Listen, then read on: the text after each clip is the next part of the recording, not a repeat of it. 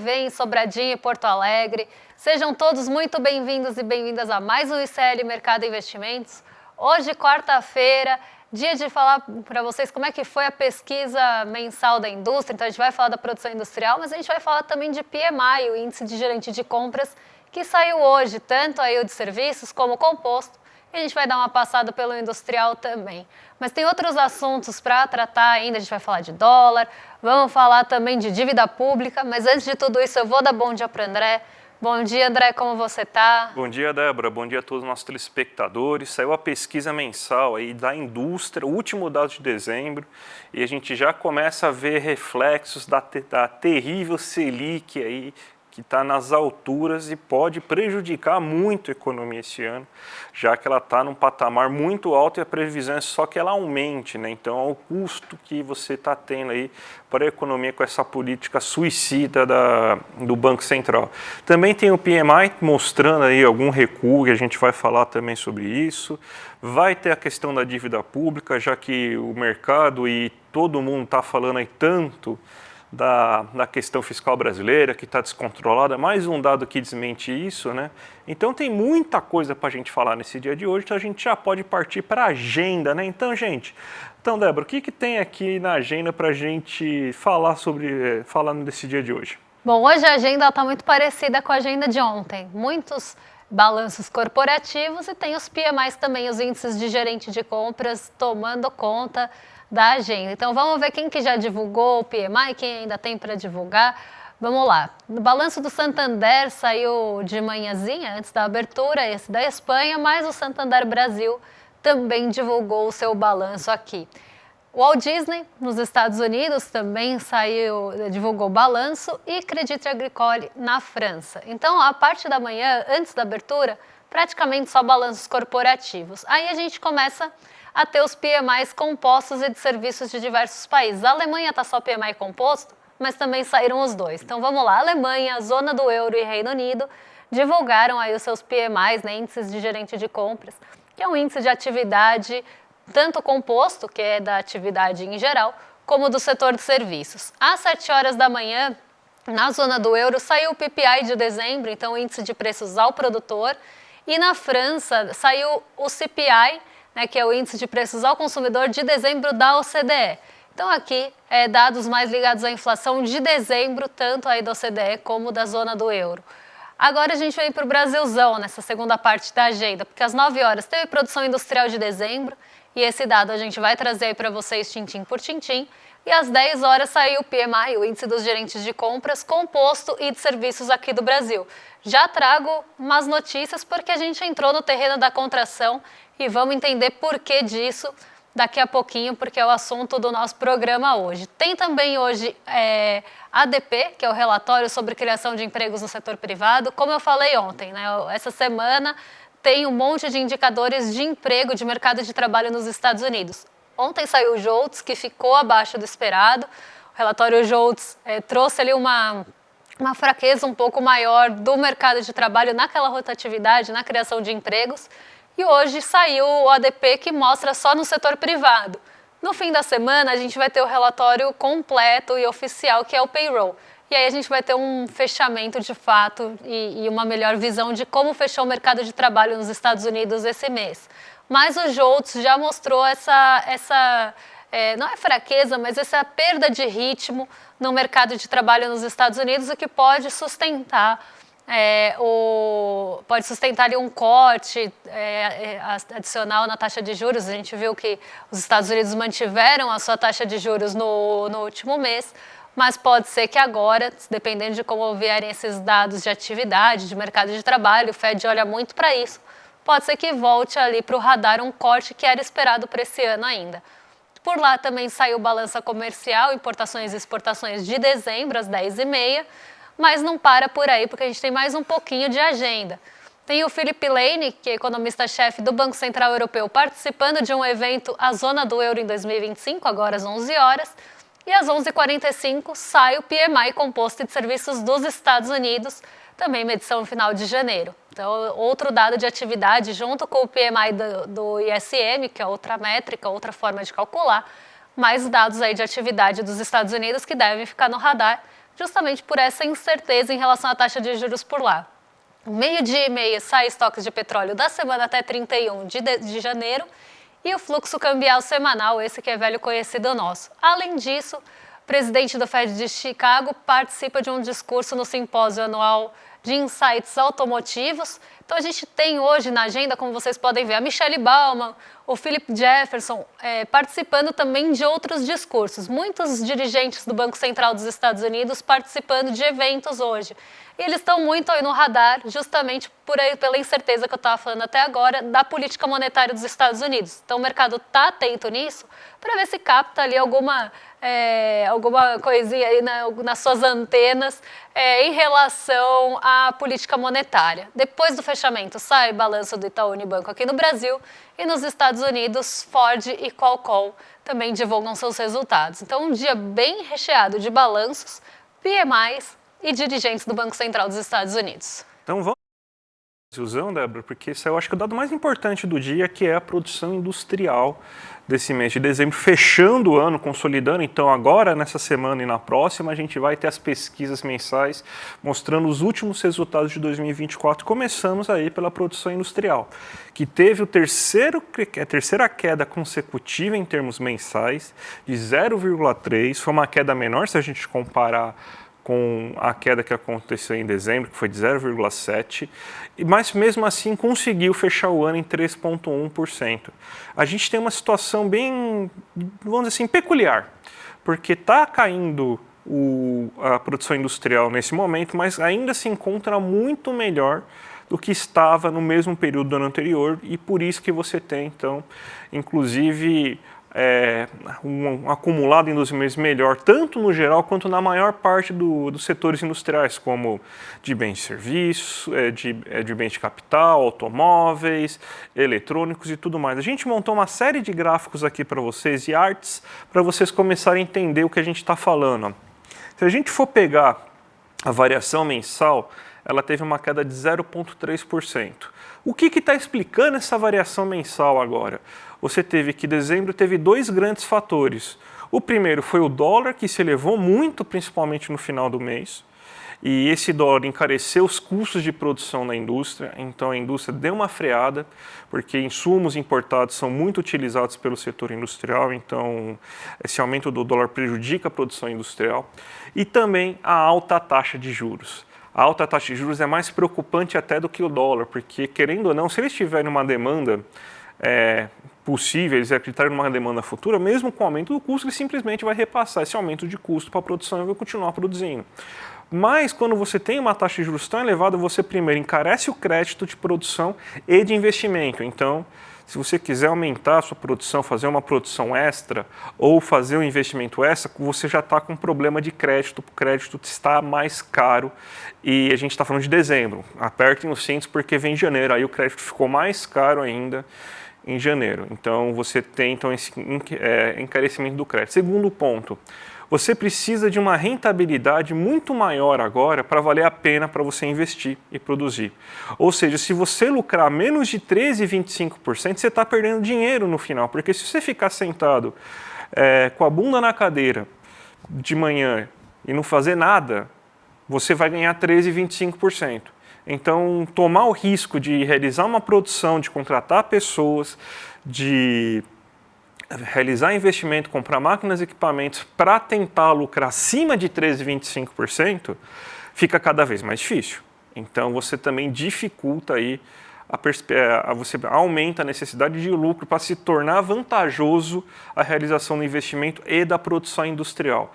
Além de tudo isso, né, você tem, com esse aumento da Selic, você também tem que a perspectiva de demanda futura começa a cair, porque ele sabe que uns juros mais elevados vai ter impacto sim na demanda futura, porque pessoas vão consumir menos, isso significa menos emprego, menos renda. O próprio ministro da Fazenda falando em você dar uma desacelerada econômica nesse ano de 2025 para conter inflação.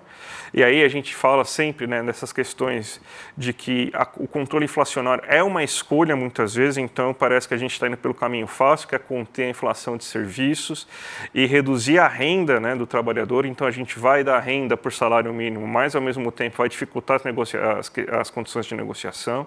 Então é isso que a gente está começando a ver. Mas mesmo assim está muito melhor que a gente tinha no ano passado. 1,6% de aumento em relação a dezembro de 2023, e com isso o ano fecha em 3,1% de alta na indústria. Então a indústria em 2024 foi um dos grandes destaques, para mim o maior destaque, porque a gente esperava muito menos da indústria que dos outros setores, e crescer esses 3,1%, muito por causa da nova indústria Brasil também, política industrial, e o bom cenário econômico que a gente viveu nesse ano 2024. Tem mais uma tela para a gente ver agora, que vai falar das seções de atividades industriais. A gente vê, e a questão dos juros parece fazer mais sentido agora, quando a gente vê os setores que foram mais afetados, que são setores que são de maior valor agregado, ou seja, que para as pessoas comprarem elas precisam de financiamento, geralmente, e também para se produzir tem um custo maior. A gente vê queda nos móveis de 2%, nas máquinas e equipamento de 3%, na metalurgia, que é o principal termômetro do investimento, porque é a base de tudo. Então, quando você faz metalurgia, você está fazendo a matéria-prima para toda a produção industrial, uma queda de 1,5%. Produtos minerais e não metálicos em 1,6%. Então você vê que essa queda é muito nesses setores de maior valor agregado. Tanto que os setores de menos valor agregado, eles até estão indo muito bem, obrigado. Ó. Vestuários 4%, artigos farmacêuticos 2,9%, papel e celulose 2,2%. Acho que aqui está errado, inclusive, que teve alta, teve queda nos veículos automotores. Aí eu não sei o que teve de erro aí nesse momento aí. Mas tudo bem, então ignore essa última página aí. Mas a gente vê aí que você teve, então, uma queda bem acentuada justamente desses setores de maior valor agregado, que precisam de mais crédito, que precisam de mais perspectiva de demanda futura, e é aí que a gente está tendo essas coisas atrapalhadas. E a gente tem mais um gráfico, né, Débora? Tem mais um gráfico das grandes categorias. Das grandes categorias, e isso daí é bom para a gente ver também, que a gente vê quem que está puxando de fato para trás, é justamente quem? Bens de consumo duráveis e cadê o... Não tem bens de capital, né? A gente vê aí que você teve uma queda de 1,1% nos bens de capital, teve uma queda de 2,2%, de 1,6% nos bens de consumo duráveis. Então, foi justamente nessas categorias que a gente teve aí essa queda observada. Então, a gente vê que a taxa de juros já está afetando bastante o setor industrial, Débora. E não só o setor industrial, a gente vai ver daqui a pouquinho. A gente falou disso do PMI ontem, né, de como os insumos, por conta da questão cambial, estão mais caros, como também a questão do crédito e da expectativa de lucro futuro começa a pressionar também a indústria, mas a gente tem toda essa questão aparecendo já em outros setores. Eu até estava vendo aqui, só para passar para vocês, aí quanto que caiu os veículos automotivos aqui, deixa eu só pegar porque a gente já passa para vocês. Vamos ver aqui. Veículos teve uma queda, se não me engano, de 2,5%. 2,6% eu ia falar, aí. Mas eu ia ver aqui só para passar o número certinho para vocês, mas foi acima de 2%. E aí a gente vê esse mesmo comportamento aparecendo no PMI. Né? Inclusive o PMI, o índice de gerente de compras, ele é um termômetro de como vão vir essas pesquisas mensais, porque ele sai antes das pesquisas mensais. Então agora, por exemplo, a gente já tem PMI, índice de gerente de compras, do mês de janeiro. Só que a gente tem o comportamento de dezembro para ver se foi, né, um bom previsor, se foi um bom termômetro da produção industrial, dos serviços e de forma geral da nossa economia. E quando a gente olha, vou até colocar aqui já na tela, o comportamento dos índices de gerente de compras nesses últimos meses, nós vemos aí um comportamento muito parecido com a pesquisa industrial, porque durante 3 meses, até dezembro, o PMI industrial caiu. Ele teve uma pequena recuperação no mês de dezembro para janeiro, mas olha aqui de setembro, que ele estava ali um pouco mais alto, como ele vai caindo até dezembro. Então, o PMI, ele sempre sai antes justamente por ser e é utilizado como esse termômetro porque ele traz uma perspectiva de como deve ser aí o comportamento da pesquisa industrial, né, da produção industrial. E ele teve, sim, um comportamento muito semelhante. A gente ainda não tem a pesquisa de serviços, mas a gente pode esperar, se a gente tiver um PMI bem ajustado, que também vai cair. E aí um ponto muito importante sobre o PMI de serviços, tá? Porque o industrial a gente falou bastante ontem, mas o índice de gerente de compras de serviços ele foi para contração.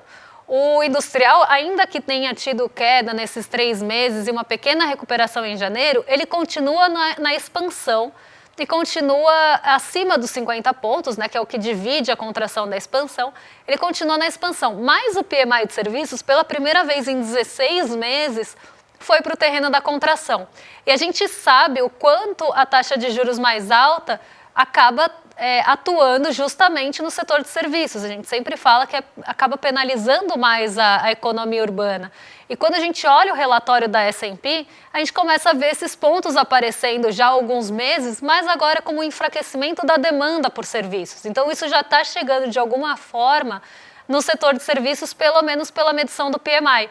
O setor de serviços está na contração, ele está abaixo de 50, mostrando que tem uma contração um pouco mais acelerada já nesse mês. Se a gente continuar em queda no mês que vem, pode ser que essa contração esteja se aprofundando ainda mais. Então, a gente tem um setor de serviços encolhendo aqui no Brasil, segundo o PMI. Vamos ver quando saírem as pesquisas mensais, tanto do mês de dezembro como de janeiro, se isso acaba refletindo de fato no setor de serviços. O composto, que acaba sendo uma composição entre o de serviços e o industrial, ele também ficou na contração, mas muito puxado aí pelo setor de serviços. Tá? Então, o setor de serviços que puxou esse PMI composto para contração. Então, a gente vê algo preocupante, porque a gente sabe o peso que tem o setor de serviços na nossa economia urbana. E quando a gente pega em relação ao ano passado, todos os PMIs, né, o composto, o industrial e de serviços, tiveram comportamentos de queda. Então, em relação ao ano anterior, a gente teve queda de 5 pontos percentuais no PMI composto, 2,1% no industrial e 5,5% no de serviços, vendo aí que realmente a queda veio do setor de serviços. E quando a gente vê mês contra mês, caiu muito o PMI composto, justamente puxado pelo PMI de serviços, que caiu 4 pontos percentuais. O PMI industrial teve uma alta leve, né, como eu falei, uma pequena recuperação ainda na expansão, mas o PMI de serviços ele teve uma queda brusca esse mês, mostrando sim uma fragilidade no setor de serviços. Espero que a gente não entre naquele mesmo momento que a gente vinha em anos anteriores, do brasileiro ter que escolher entre consumir no comércio ou nos serviços. E isso enfraqueceria esses setores ao longo do tempo. Setores que vieram, principalmente comercial, que vieram se recuperando durante os últimos anos.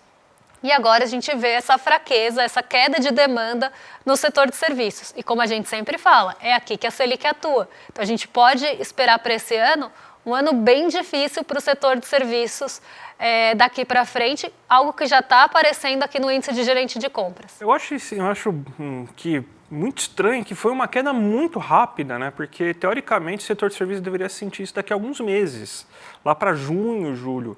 E você teve uma queda bem acentuada. Você tem um movimento sazonal que já era esperado, mas foi uma queda bem brusca, né?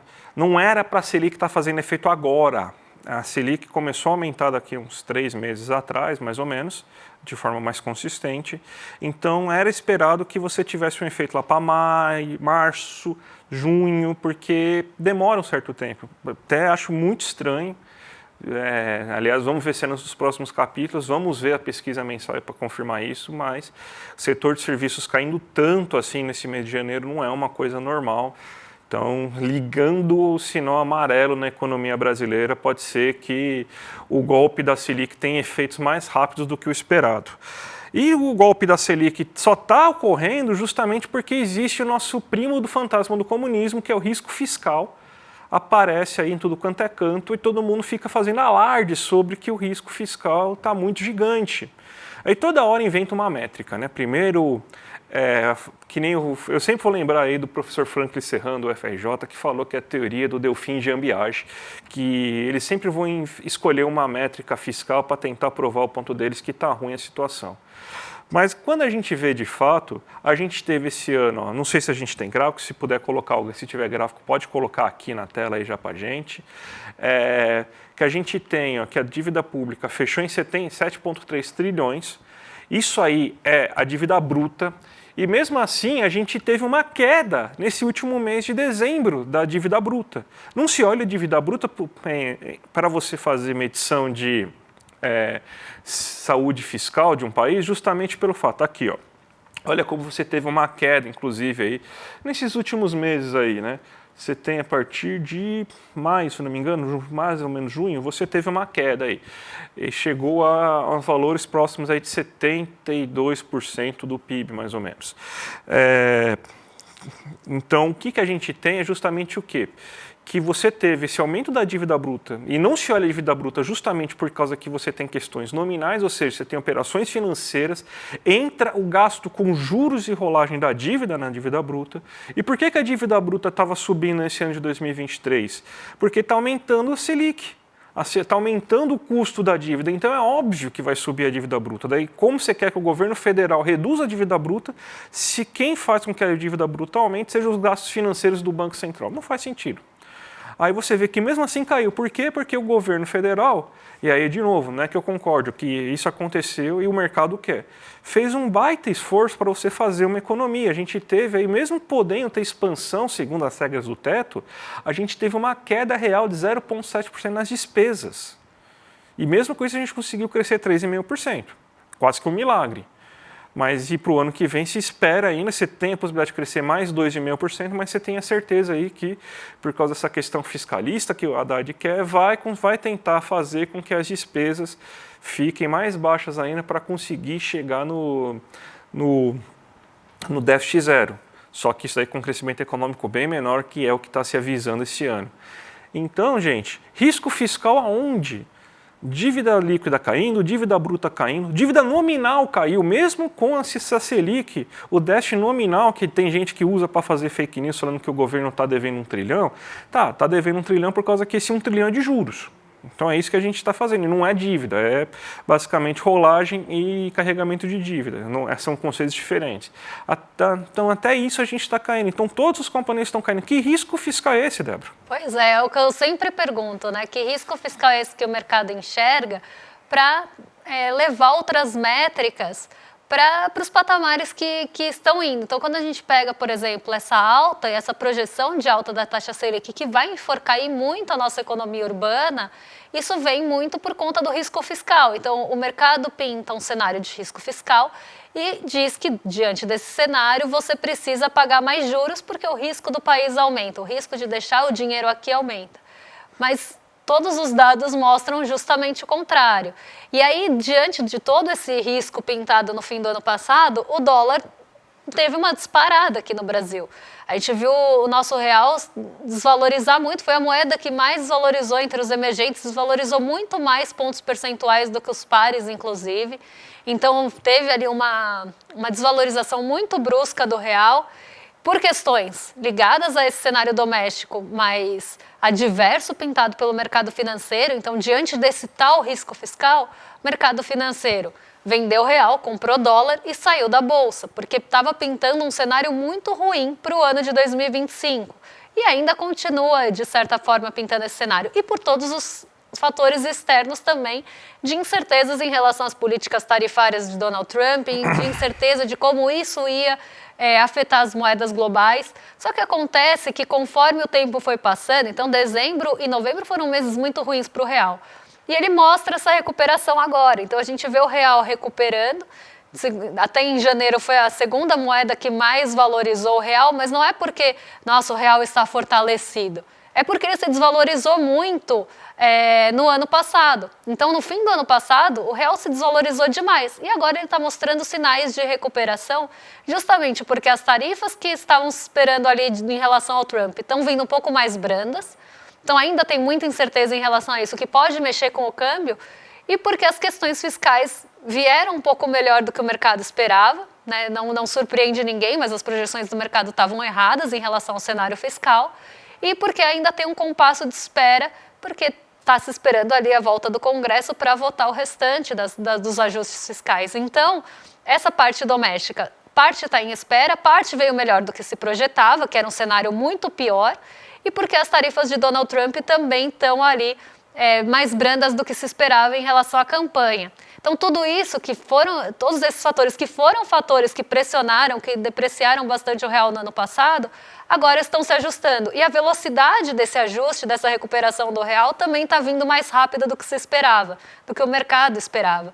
Então, o mercado teve ali um ajuste para baixo, né, uma queda, uma desvalorização muito brusca. E essa valorização de volta, essa recuperação, nem falo que é valorização, porque ainda falta muito para recuperar, mas essa recuperação, ela também está vindo mais rápido do que o mercado esperava. Então, assim, o mercado financeiro errou mais uma vez nessa projeção de recuperação do real. Eles estão surpreendidos com essa volta, o que para mim não surpreende, porque a gente teve fatores de pressão muito fortes no ano passado e que agora estão despressurizando. Então a gente vê mais uma recuperação do que uma valorização de fato, né? Uma fortaleza do real. Foi realmente uma recuperação do tombo que teve no ano passado.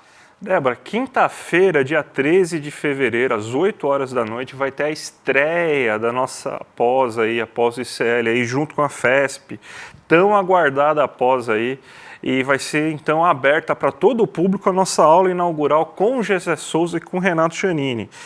E você sabe aí que é um marco histórico para a nossa vida do ICL aí, que todo mundo estava pedindo, então clica aqui no iclmercado.com.br, está aqui ICL Notícias 1, mas vamos fortalecer o programa aqui, então vamos clicar em iclmercado.com.br e aí você já acessa o sininho aí no dia 13 para ser chamado aí, para ser chamado e tocar lá o sininho às 8 horas da noite, você não vai perder nada, vale muito a pena. E óbvio, né, gente, que ainda tem as últimas vagas, aí vocês podem tentar garantir as últimas vagas para pós e vai ter condições especiais aí para quem assistir a live e se inscrever aí na pós ICL. Então, gente, imperdível. Vamos entregar então agora para nossos vizinhos, né, Débora? Vamos entregar para os vizinhos de cima com o rolê ICL, agora com o Guga Noblar e o William De Luca, nossos vizinhos já estão esperando para receber vocês e tem gente já ansiosa no chat pelo rolê. Então vocês estão mais que excelente companhia e a gente volta amanhã para trazer aí os detalhes de